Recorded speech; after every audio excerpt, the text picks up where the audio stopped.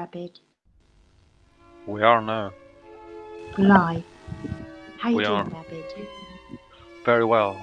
And how are you, Alice? I am tickety-boo, thank you. Tickety-boo. Yes.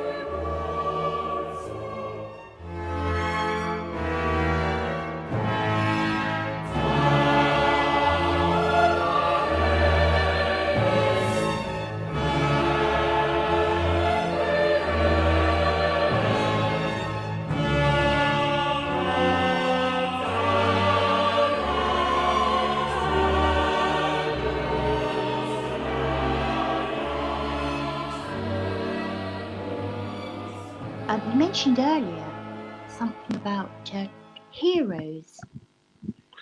I did, yeah. We were deciding that we were going to record this, and we were trying to think of a topic. Yes. Because I think we both were deciding, let's not do a true crime type thing, right? Mm-hmm. And yeah, you sent me a video. Actually, funnily enough, after saying that, it was regarding true crime, but it had some music from a singer that I'd not heard in such a long time, Lana Del Rey, and Yes. we both really like her, don't we? She is fabulous, isn't she? Oh, she is, yeah.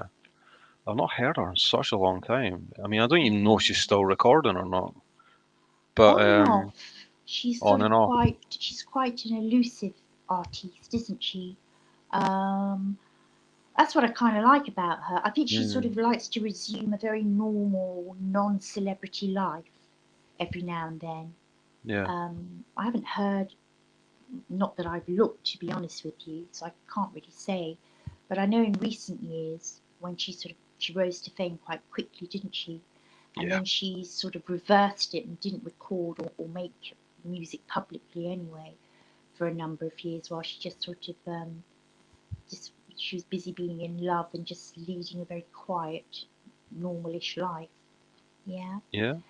She just Mm. left the stage for a while, which Yeah, is and a then good she idea. came back, and then she came back. I think she made another album, and then she sort of disappeared again, which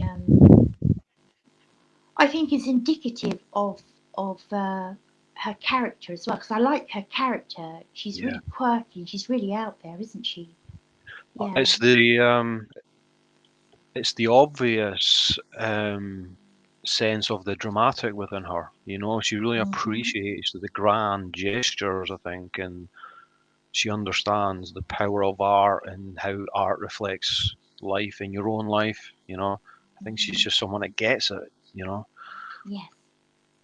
Yeah. She expresses that very well. so that I guess it was on the back of you sending me that, just thinking about, oh God, I've not heard her for a while, and I was thinking, Mhm. yeah, let's talk about people we admire, or I guess you could use the term heroes. I don't know if I like the term heroes, but Yeah. could be a good Yeah. jumping I know off. what you mean. Hero. Do I have a hero? I am my own hero. Yeah, I think that The would hero in work. your own story. Yeah, yeah, everyone should be their own hero. Be a better person for it. But taking up on that point, um, another person that we spoke about a lot recently. I mean, I've got sort of people that I admire sporadically throughout my life. For a whole number of reasons. But we've been talking about Albert Einstein, and if I had to say, if I had to have an official hero list, he would be on it. Um, Yeah, yeah, I just think I love he's such an eccentric, and I'm intrigued by his it's his fusion. character though that intrigues you, Yes, isn't it? It's not it the is. understanding of the esoteric physics, right? No, And I'm I'm not I'm exactly particularly the into same. physics. No, no. But yeah, I mean his IQ. I mean they didn't have IQ tests when he was alive. This is sort of quite a modern day um, test. I think it's from the 50s onwards, something like that. So if you've got an IQ of 120, you're clever. You're very Mhm. clever. If you've got an IQ of 130, you're very gifted. If it's Mhm. 145, you're very very gifted to genius level, and he is estimated to have an IQ of 160, right? Wow. So, yeah, it's huge, isn't it? Huge. Wow. Um, yeah, and I've always been fascinated with human beings, as you have, and it's the I remember reading that when I was a girl that we only use, and it's this fact has stayed with me.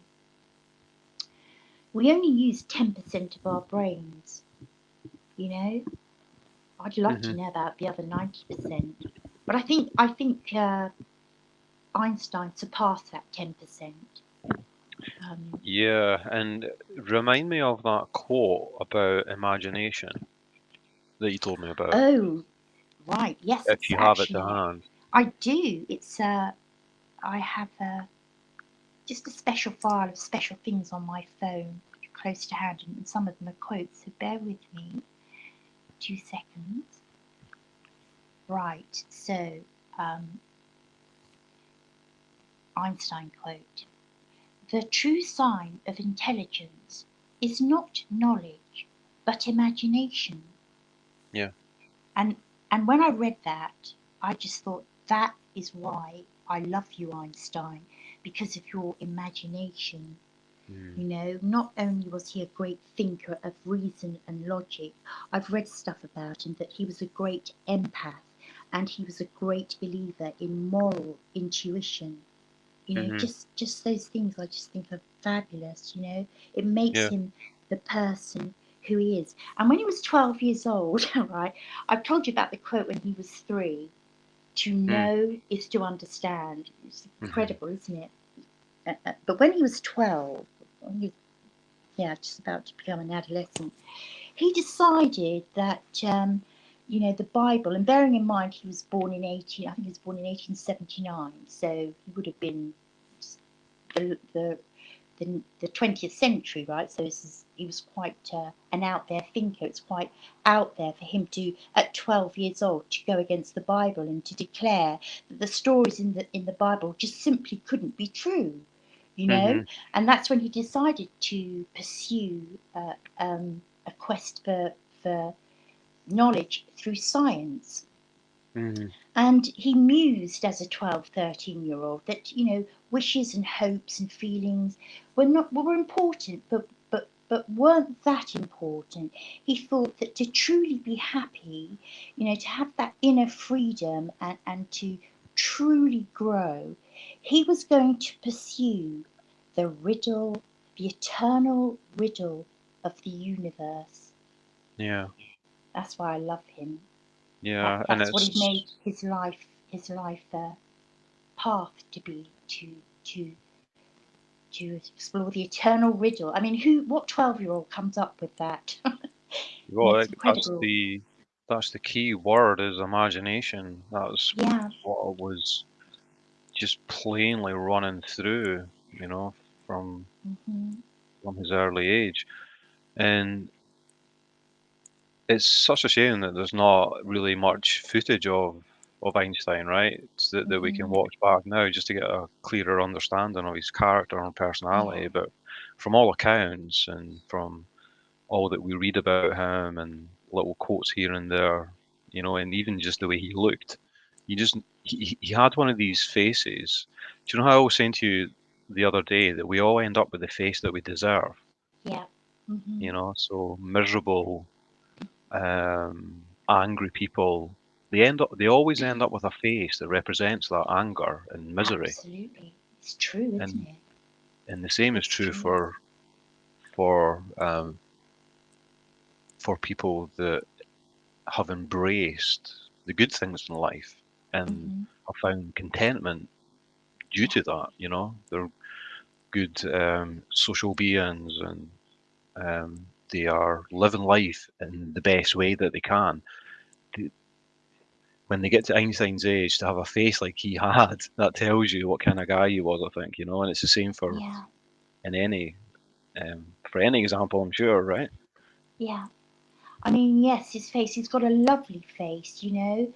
They say you shouldn't judge a book by its cover, but you can just, You know, you can read his face. He's content and he's happy and he's fulfilled. And you know, he was known for being a great empath. And you know, and placing, you know, intuition meant a lot to him. And I Mm. think that shows that he was kind of in touch with himself. You know, I just Yeah. sort of see him as a really lovely person, you Yeah. know, kind and warm. You know, you know, he expresses that. You're right. You know, if someone's bitter, they've got a bitter face, haven't they, etc. That's similar sort of thing. And if you're a nice person, you've got a nice face.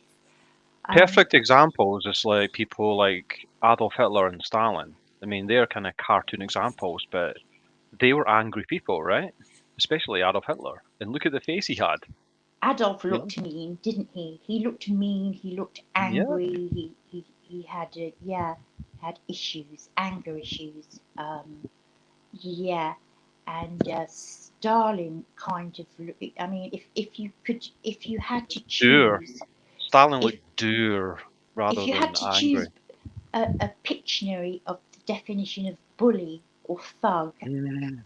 it may well be Stalin, Yeah. right? Yeah, Yeah. um, yeah. So yeah, Albert Einstein for many That's a good one to wonderful, start with. yeah, Albert Einstein. Yeah, and I just wanted to say as well that you were touching upon imagination and things. Like Albert Einstein is like even during his time, because I did kind of go through a period of amateur sort of investigating of all things science at one point. You know, I tend to do that. I get really interested in certain things for a while, you know, and Hmm. I kind of run with it as far as I can, and I have to move on to something else, and I'll come back to it at some stage later. Hmm. And Albert Einstein, even for his time, was quite an old-fashioned type of scientist, right, or theorist. Hmm. I mean, he could do great mathematics and things, right, but his over all his great theories came about simply due to his imagination. Yes, Even things like how he came up with the theory of relativity. yes, He was imagining what it'd be like to be traveling at the speed of light, and then if there was a mirror in front of you, what would happen? Because nothing can go faster than the speed of light, right? yes. And just doing I he did all these know, little hypothetical experiments just in his mind, I and know. and then all the maths came later, and he Yeah, actually had to learn a lot of really sophisticated mathematics in order to write his papers yeah, once he had come up with the conclusions already. yeah. You know, and Yes, that's quite an old-fashioned style. Like most like theorists and scientists, you know, they start with the maths yeah, and then they come to their conclusions. You know. yes. But Einstein kind of did it in reverse. He already, through his imagination and thoughts, deep thinking, incredibly deep thinking, he came up with a theory and then worked backwards to put some form to it, you know? I mean, it kind of blows your mind, doesn't it, to think of light travelling and the speed of that light, and then Hmm.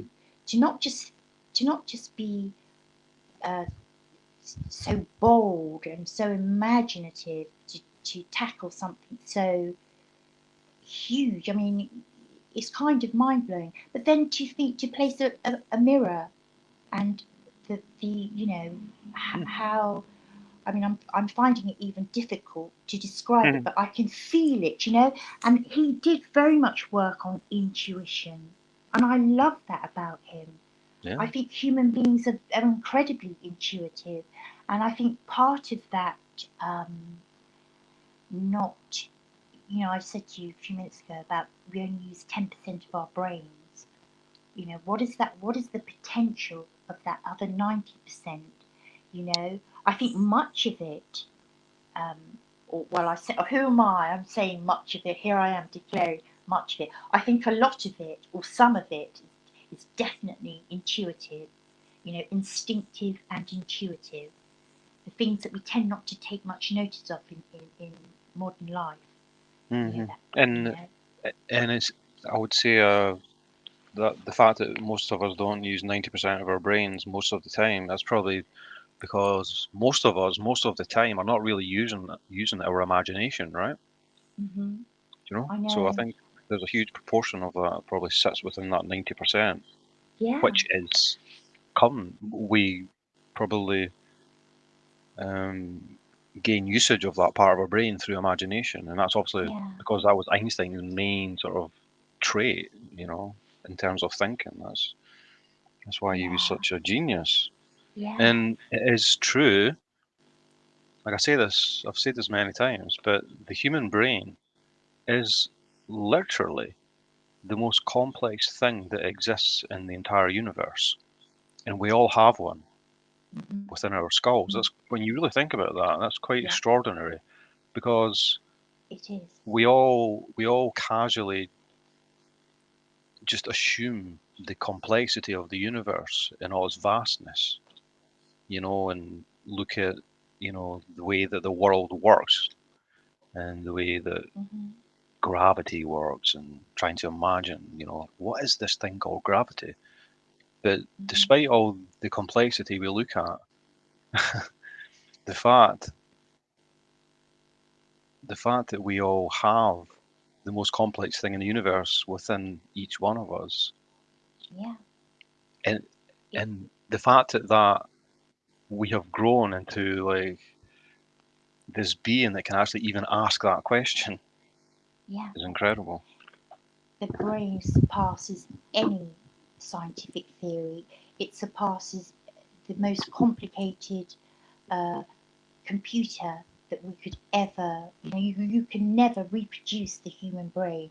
The human brain is like infinitely more complex than the most when you think that you can store data, all kinds of data, pages and pages of binary coding, into a tiny little, it's like a it's like a centimeter square, you know Mm, you can no, condense so much information into this tiny thing, and that is hugely complicated if you look at the computer coding of all of that. Well, hmm that's you, there's no way you could do that to the human brain.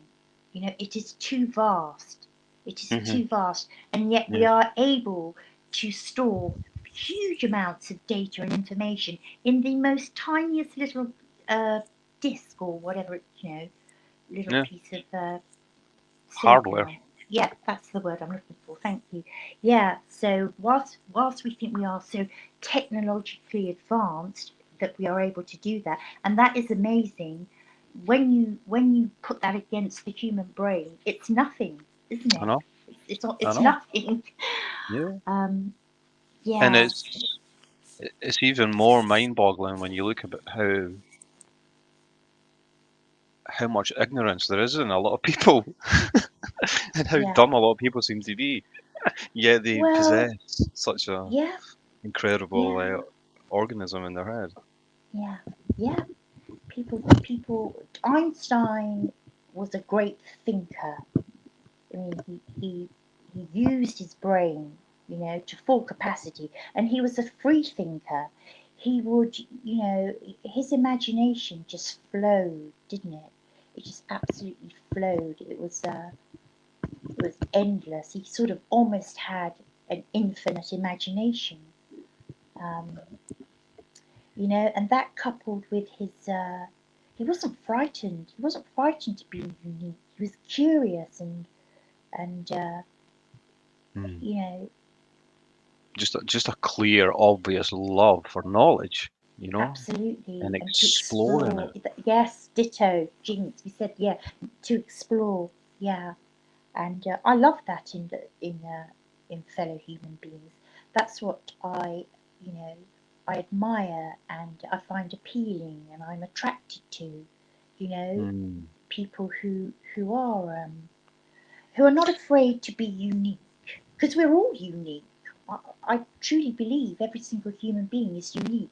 There's only one me and there's only one you, you hmm know, if you really think about it and break it down.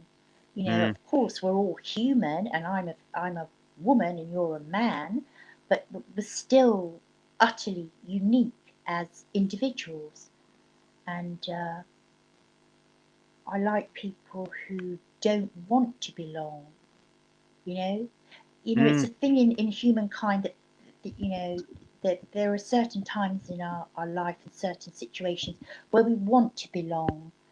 But I sometimes think people um, are afraid to step out of that. I don't mind not belonging to anyone or anywhere or anything. You hmm. know, I'm not afraid of that. I'm not afraid Yeah. to I go it think alone. And this is interesting actually. I didn't expect us to get onto this, but yeah. Because I think we are by default social animals.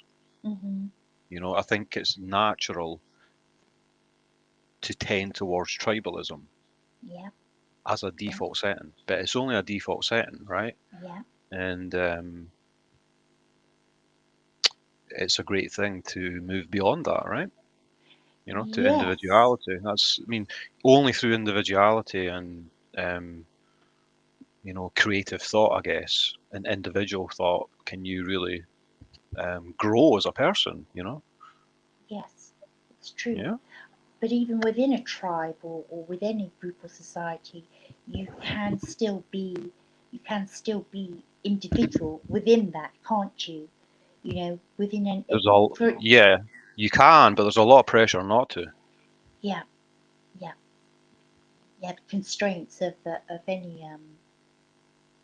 any family group, society, or what anything like that. Yeah, there's Just look at any sporting event, any football stadium, or you know, um, any sporting event where you have two teams, and you have the supporters of each team, and just look at hmm and you notice the lengths that people will go to defend their tribe, and they're capable of such both passion but also violence yeah, in defense of their tribe. It is yeah, it is a natural setting for us, but obviously we surpass that. You know, hmm but it's the most people surpass it. yeah, it's the yeah. Sorry, I was trying to think of some words to describe the universe. Is it the micro and the macro? The Do you know micro what and I the mean? macro. That's it. It's the big and the small, isn't it? Yeah, Yeah. the scale. Yeah. Mhm. Yeah. Uh, I Yeah. Do you know? I've always It's funny you should mention football, and it is very tribal, isn't it?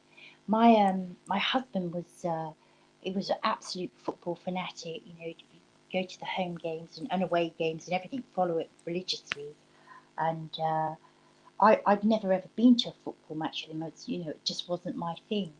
But there was a time I I sort of said, one day, one day I'd like to go. Not, and it wasn't because of the game or the football. I just wanted to experience, Hmm. the to actually be there in the crowd where you have thousands of people. Like it's almost like a gladiator game, you know. Mm, mm. People roaring and just that whole energy. I would have liked to have experienced that. Yeah. Well, I mean, I can share my experiences of it because I was like your husband, I think, passionate about football for a Uh long, huh. long time, and Yeah. I still can get passionate just in little fleeting moments. If the national team, Scotland, are playing, I Mhm. still can find myself getting into that place, Yeah. and it is really rewarding. It's not all a downside to it. Yeah. Um, it's there for a reason. There's something integral, I think, within the human condition for us to feel like we belong to a group. Yeah. You know, now there's obvious um, reasons why that can be dangerous at times, right? But in Yeah. something is that should be, just some fun like football, um, it can be quite healthy, I think, in some Yeah. respects. There, quite there's exhilarating. yeah, exhilarating, and this immense camaraderie, and this movement of energy, that you all share. It's like a pulsating mass, isn't it? You Mm. know, um, yeah. I mean, I used to have to sit through every World Cup, obviously, because yeah, it's given, right? It was Here we given. go again. Yeah, and I would kind of watch it from, not so much from the game and who was doing what, and who'd scored and stuff like that. But I would watch it for the human behaviour element. And the people are so into it, they're so passionate. And it is this two pulsating masses, isn't it? Each side, the teams, and the Yeah. stadium. And Mm. just yeah, I found that so interesting. And whilst you're talking about football, I will share a little bit of. I'm not a great football fan at all, but I have to say, I I so noticed the Brazilian team. Right, I've never seen Oh yeah. such a bunch of happy guys playing Mm. football. It was so noticeable. Of all the Yeah. countries in the World Cup, every time Brazilians stayed in the tournament, always for a very long time, didn't they? So I got to know them, and it really struck me that the Brazilian team, they love their game, don't they? They Yeah. absolutely love it, and to watch them, like you British, the England would, be sort of It's a bit rough and ready, right? frowning and grimacing, and some Britain. would Yeah. cry, and they'd be shouting at each other and all that. But the pleasure with which the Brazilians played, every single one of the team members would just have this big, smiling, joyous, smiling all the time, running up and down the pitch, doing all their moves and stuff. But just overwhelmingly uh, noticeable how Mm. happy they are. I think I Truly know the so. reason. I Tell think I me. know the reason. I think it's due to the the the difference between the cultures there. I think Hmm. uh, talking about football in Britain compared to football in Brazil is the perfect example here, right? Because Hmm. football in Britain is completely a working class sport, you Right. know, and anyone that ends up being passionate about football in Scotland tends to have come from, I mean, football in Britain was at its height after the war, and where you would get just endless crowds, thousands upon thousands. And these are all people, that come from the factories and the docks and, really kind of manual, dirty, unrewarding jobs, Hmm. lifestyles, where everything is about the banter of your friends and things. So that it gives it a kind of grit and a kind of I don't know, just um, a kind of us and them, like we're Yeah. kind of um, almost more tribal as well. Talking about tribes again, Yeah. but just Hmm. just compare that to in Brazil, where football was played on the beaches, Right. Yeah. by people having a great time. Mm. Um, and Yes. what is the most noticeable thing about the whole style of football that Brazil would always play is they played it in with such respect for the actual game itself, as if it was an art, and it Yeah. was it was all about trying to play the best kind of football Yeah. rather than being obsessed about winning. It was more about the just partaking in it and the joy of playing well. Yeah. Whereas in Britain, it was all about winning regardless, no Yeah. matter how ugly it became. I mean, Hmm.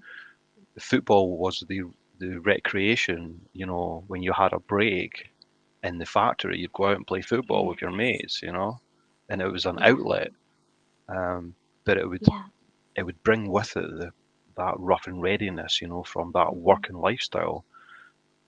Whereas, as I say, in Brazil, it was a beach pastime, and I You're think right. that Yeah. I can see You know, that and because isn't it the Brazilians who coined the phrase "the beautiful game"?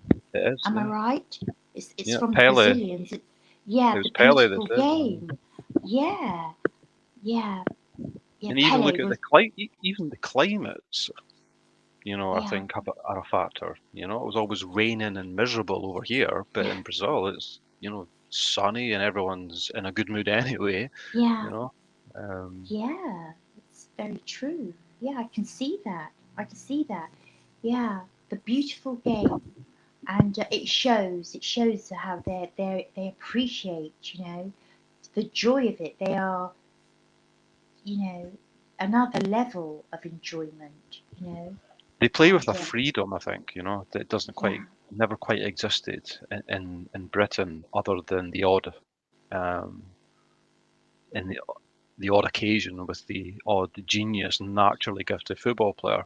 And this kind yeah, of brings me on to the next hero I wanted to mention, mm, which I think is a good one to mention because he so stands as a mirror opposite of Albert Einstein in many ways, right, right? But mm-hmm, all the more a hero for that. And like I would almost say like an anti-hero in some sense, mm-hmm, because this is a tragic person, right. and he was a footballer. Can you guess who I'm going to bring up? Oh, Because I know you like him. is it the beautiful Georgie Best? It is, Yeah, what a human being, eh? Um, yeah. yeah, yeah. Well, Tell me why. I mean, I could tell you why he would be one of my heroes, but you tell me, mhm. you know. Yeah. Well, it kind of it brings me as well to what I was thinking about when we were about to begin this. The fact that I don't really like the term hero as such. Mm-hmm. Um, because like, what is a hero? Nelson Mandela, the Dalai Lama, Yeah. Martin Luther King. I mean, they're all inspirational people, right? But you don't really feel like you know them as such, right? Mm-hmm. Because they are, in some senses, kind of perfect, kind of idols in a sense, right? They are the like a quintessential perfection of a certain um, type of advocate in some way, Mm-hmm. and I think they're just kind of out of reach from us really understanding like the character of the person. I mean, do you feel like you know the character of the Dalai Lama or Nelson Mandela? Not really, right? It's all No. about their yeah, it's all about their professions and their Yes, their speeches achievements. and things. Yeah, Yeah. Mm-hmm. but someone like George Best is so, and I would also mention Alex Higgins because they're both to me pretty much they kind of go hand in hand Right. as heroes. And anyone in America listening to this will have no idea who Alex Higgins is. They might Yeah. know who George Best was, Yeah. but it was the gifts that they had that they both only had in fleeting moments. And what is overwhelming about them is how flawed they were as people. Yeah. How many destructive traits they had. They Yeah. were both, to me, um, incredibly gifted achievers who just flew as close to the sun as they possibly could before their wings burnt and they fell to the ground.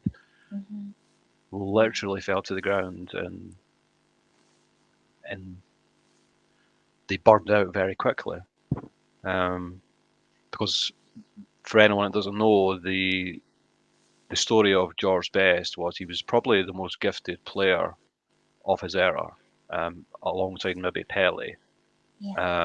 And he burned out really quickly because he had a certain thirst for a certain social life and for Mm-hmm. alcohol, right?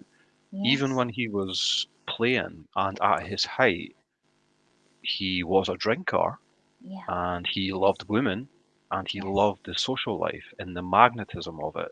And he ended up quitting football at a very young age, like 26, 27, I think. Mm-hmm.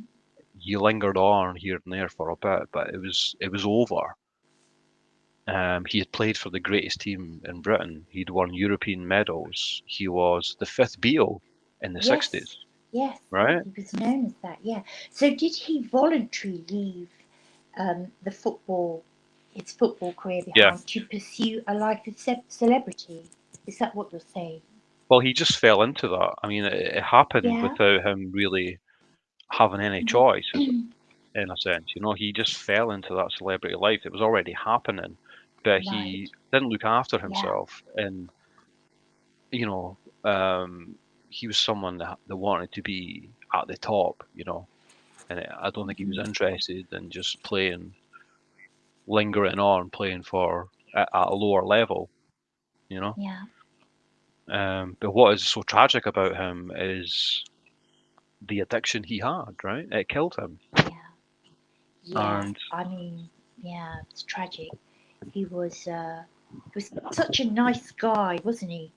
You know, I remember his funeral, and I remember being at work, and I was in an office full of 4 or 5 other women, and I was quite upset. I said, "Did anyone see the funeral at the weekend of Georgie Best?" I said it was so upsetting. I said I cried my eyes out, and I actually did watching it on the TV. I remember these women looking at me as if to say, "Why? He was just mm, a drunk." But I mm, didn't feel that. I thought he was, such a lovely man. He was really humble. He did mm, many celebrity interviews, didn't he? He was he did. sort of a regular on Wogan, um, and quite often inebriated. But just Yeah, his humbleness and his good heart, he was just a lovely man. And it's yeah, very apparent. But you could see that. I mean, I remember also another interview by his. He was talking about his sister, and he'd not long had his liver transplant. Yeah, he actually had a liver transplant, didn't he? that's right. And she was sort of helping him recuperate, nurse him, because it's quite a long recovery. And he said that they were sat in the kitchen, and she had a half bottle of wine. I don't know if she'd done some cooking or something, but accidentally left it there. I suppose it's quite sort of it's the last thing you want to leave around for someone, Yeah. a recovering alcoholic. But she caught him looking at it, and she said to Mm, Georgie, Georgie, and he just looked at her and said, I just mm. want to, and he did, didn't he? He did resume drinking, Yeah, which he finally did. took him. And he got quite a lot of bad press, didn't he? He Because did. people said you've had a liver transplant, someone's precious life, is gone, and you've been given the gift of having their liver, and how could you do that? But he couldn't help it. He He couldn't help just it. couldn't. Exactly. He just couldn't. He had to give in. That is what addiction is. It must have been. It must have been. It just consumed him, didn't it? Yeah. And I thought it was awful, the bad press he got. The guy was. Uh, any addiction, I think you are a person who's ill. Yeah. You're very, very poorly on many levels, aren't you? Spiritually, mentally, emotionally, you're ill. You're sick. You know. Um, Mm. if he could have stopped, he would have, right? He Yeah, tried so many yeah, times. I mean, it's kind of mythical now, but he would continually attempt to beat it. yeah. But this is the thing about George Best. I mean, it's tragic for any alcoholic, any addict, right? Mm, But he was also an alcoholic that was once on the top of the world hmm. for a very brief time, Yeah. you know? And it's well known that a lot of sports people, like not even including anything to do with alcohol or drugs or anything, but it's well known that many big, sporting achievers struggle immensely once they're out the Hmm. spotlight, once they're no longer, you know, Yeah. on the stage as such. And I think it was ever more so for him because he was so loved by the public. Yeah. You know, I mean, like he really was the fifth Beatle at the time. He had the good looks. You know, he looked like a Beatle. He played for one of the most fashionable, best teams in Britain. He'd done it all. You know, and um, I think that I think he's the kind of guy that would have ended up being an alcoholic, regardless, Mm, right, of the life he led. yeah. But I think the fact that he had that life, as a star, as the golden Yeah. boy, the old golden child, and the fact that he could never um, visit that same place that he was in. Yeah. And I think he was, by the sounds of what I've heard from him and what I've read from him, he didn't realize what he was about to lose until it was, way too late. As he was Hmm. slipping out the game, he wasn't Yeah. aware of what what was ahead of him, Yeah. and what it was going to do to him, being almost anonymous in some sense. Yeah. Um, Where do you go after that? where do you Where do you go? go after Uh, such a achievement and adoration? yeah, What's next? What's going to? Nothing's going to top that in terms of fulfilling you. At that level. I mean, you can be fulfilled in many ways. But um, to have such a it, it was massive. I mean, he was one of this is before you know you've got sort of celebrities these days. Almost anyone can be a celebrity, can't they? You know, it's that it's much more accessible. You've got Instagram and you know uh, um, yeah. A lot of people can reality be many TV and celebrities easily. yeah, Yeah. you can be a mini celebrity, but during his time, your celebrities really were the Hollywood film stars, and and even the Beatles were the first of their kind in terms of being. I mean, you had Elvis, right? Yeah. Didn't you? Who was a mega star, and the Beatles and famous film stars, right? And that really Hmm. pretty much was it. He was kind of one of the very first that sort of branched out, of of that, just being um, in the entertainment world, right? It was Hmm. more sort of he was probably the first sporting megastar. I mean, who did you have before that? Muhammad Ali, He right? came out, I think he came a The little after very him. That's who I was thinking of as well. yeah, Muhammad Ali would be on the same scale of fame, I think, yeah, but worldwide. very few and far between. So it was Yeah. it was enormous, wasn't it? It was absolutely. He was a superstar, you know. And yeah, where do you go after that? It's funny because there's a famous story that George Best used to always tell, or people used to tell about George Best, and Hmm. I think it was referring to a period of maybe the late 70s or the 80s when his football career was long gone, and he was fully in the throes of alcoholism. Hmm. And as I said, he was a notorious womanizer, right?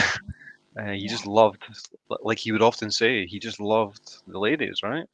And the And ladies loved him. and He the was ladies loved beautiful, him, wasn't he? absolutely. Beautiful looking.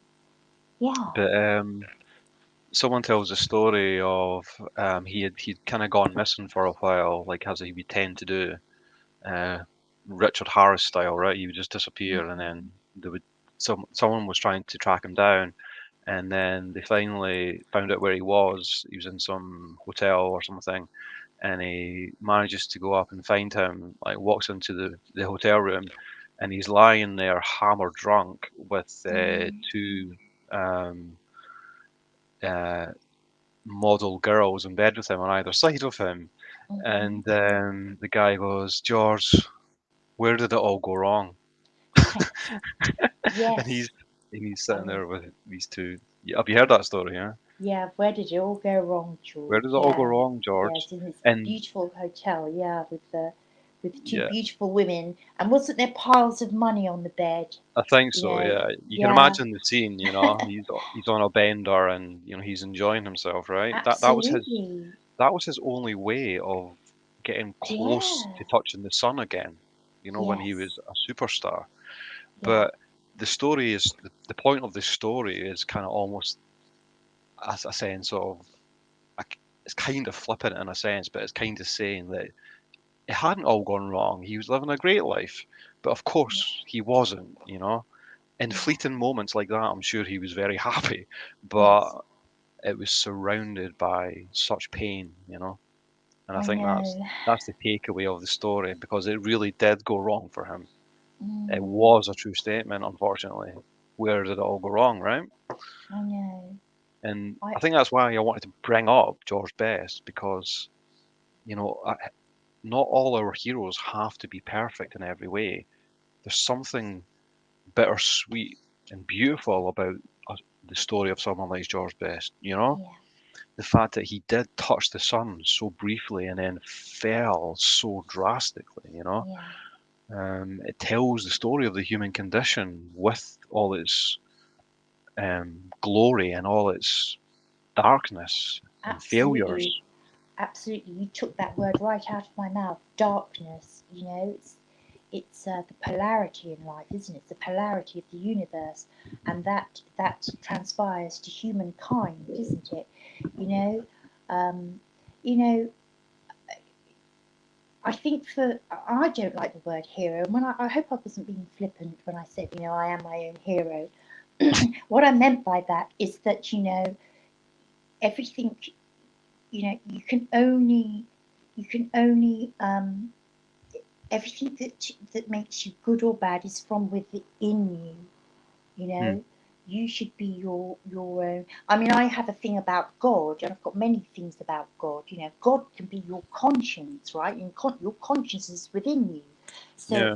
that's what I'm saying. That's how I meant it. I hope that makes sense. No, it does make Um, sense. Yeah. yeah, but so yeah, with I think with you know Albert Einstein, he was quite naughty in life. He led quite a life, and we can talk about that another time.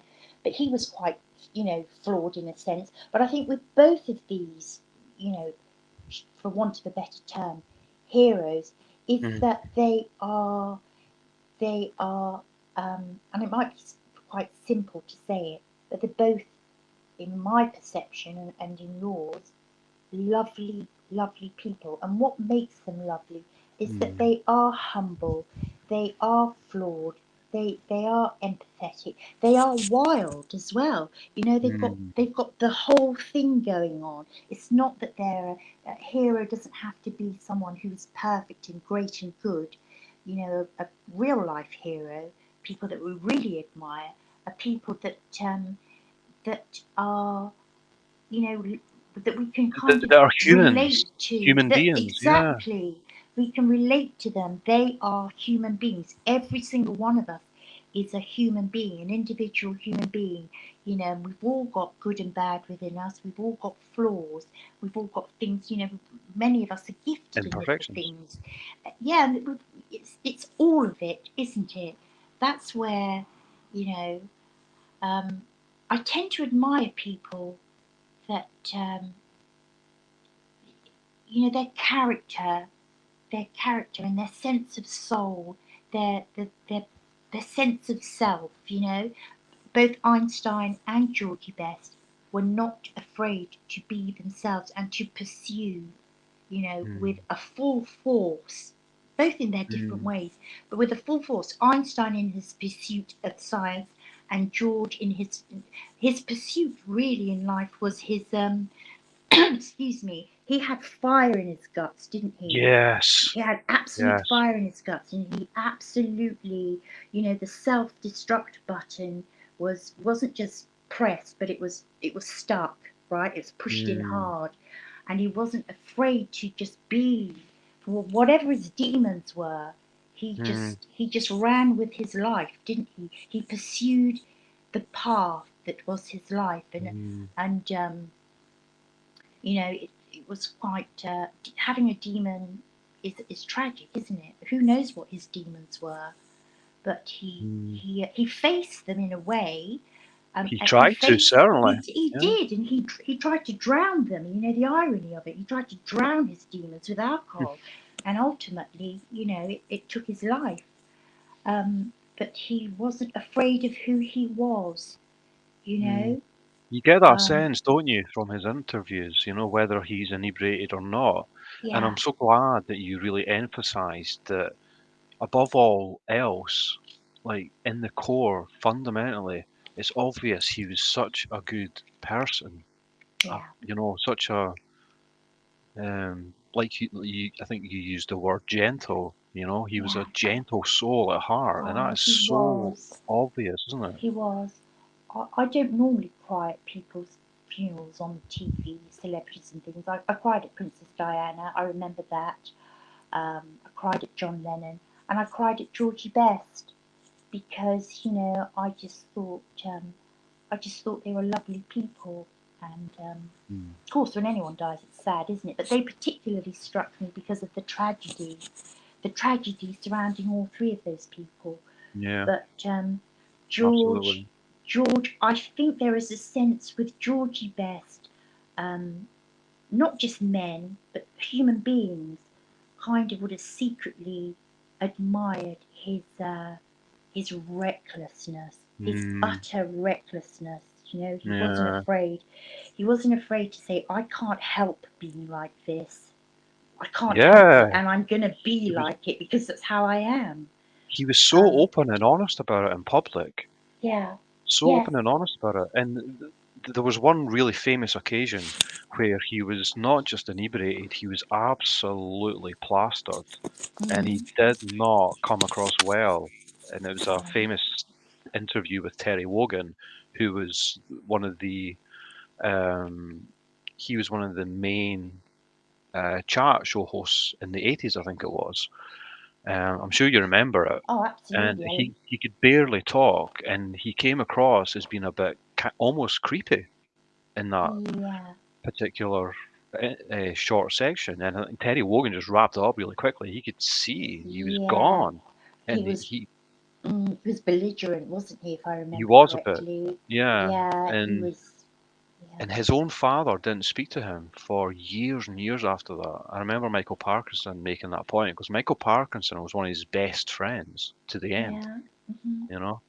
Um, So, sorry, can I ask, mhm. because of that incident on where he was very, very, very drunk in public on television, is that why his father didn't speak to him?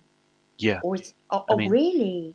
yeah. Yeah. Well, because he had, it wasn't just the fact that he was plastered, because I think they were used to that fact. Obviously, his family knew his Mm, problems. Everyone knew yeah. his problems, but this was also a time of the kind of a certain, a slight collective social ignorance about real problems like that, Hmm. alcoholism. It was always kind of downplayed, and especially in Britain.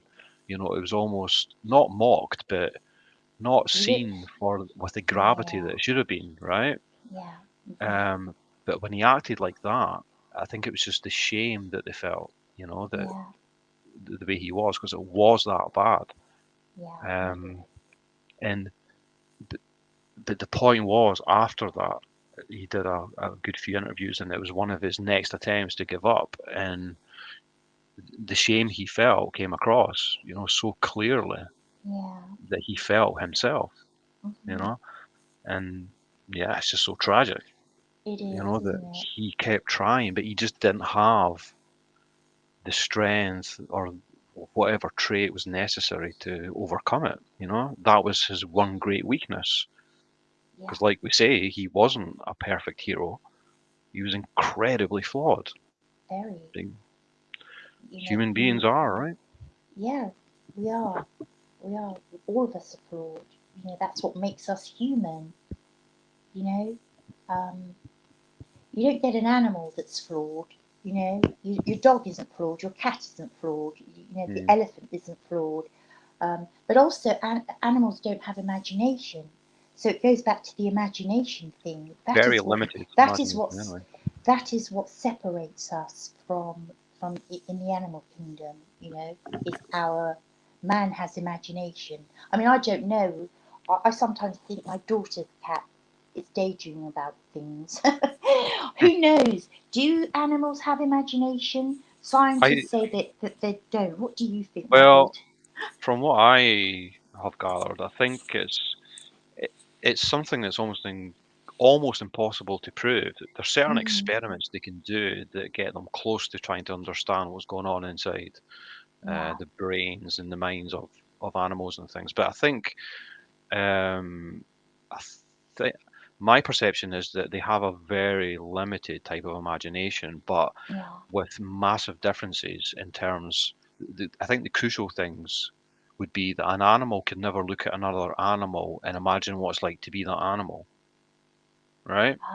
It would just be yeah, impossible. Like that's one of the key things about human beings. yes, And and an animal could never envisage its own death. It's just a yeah, completely impossible conception, yeah. you know? It lives purely by instinct, doesn't it? Purely by Yeah, instinct. Um, yeah. yeah, yeah, um, yeah. So imagination. It's wonderful. Perhaps when I mean, we've been talking for an hour. I don't know if you want to continue, but And just we've only hearing covered about. two people. I know. This could be, many conversations. Well, obviously, I'm thinking when I hear the word imagination, I invariably think of John Lennon, right? Huh. You always associate, or I do anyway, imagination. That song, you know, Yeah, yeah. yeah, Um, imagine, yeah. Do you yeah. think we should? I mean, if we delve into John Lennon, you know how much of a John We, Lennon I fan know I we am, could and I know you are as well, right? absolutely.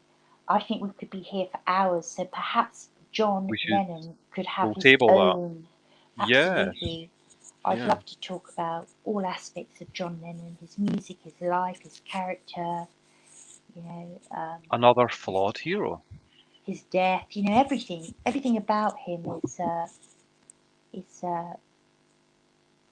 outstanding, isn't it? And so memorable. But yeah, I've thoroughly enjoyed that. I mean, what two great characters, Albert Einstein and Georgie Best. You know, Yeah. a Yeah. lot more in common than people would Then you would imagine, right? assume. Yeah, Yeah. Huh. yeah, yeah. Because I think you kind of hinted at it. Albert Einstein was a bit of a womanizer as well, wasn't Oh, he was. He was. he? Do you know Yeah. where he won the Nobel Prize, right?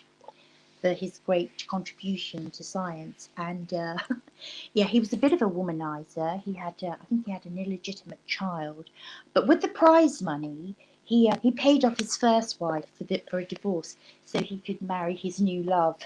you know, yeah, that's what he did with his prize money. I Okay. thought, yeah, yeah, I but love it. yeah, he was a little bit naughty too, which I Yeah. liked. Yeah. He had a bit of He was, fire, right? yeah, he was We had a nice lot but of fire. naughty. Nice but naughty, and I like that. Um, so yeah, um, another wonderful conversation. I very much look forward to our next one. Thank you, Yeah, we Rabid. we do certainly meander around, don't we? It's hard to believe we only got through two I hate using the word hero, but we only got through two Yeah, heroes there. yeah, Or two admirable, I guess. yeah. People we admire or Absolutely, um, people that we admire, fellow human beings that we admire, and I hope we did them both justice. I think we did. I think we did. I think we Yeah, did, yeah. yes, So we shall table John Lennon for his own dissection, I guess, at absolutely. some later point. But yeah, thank you. It's very interesting. Thank you, Rabid, and good night. Good night. Thank you. Bye. Bye.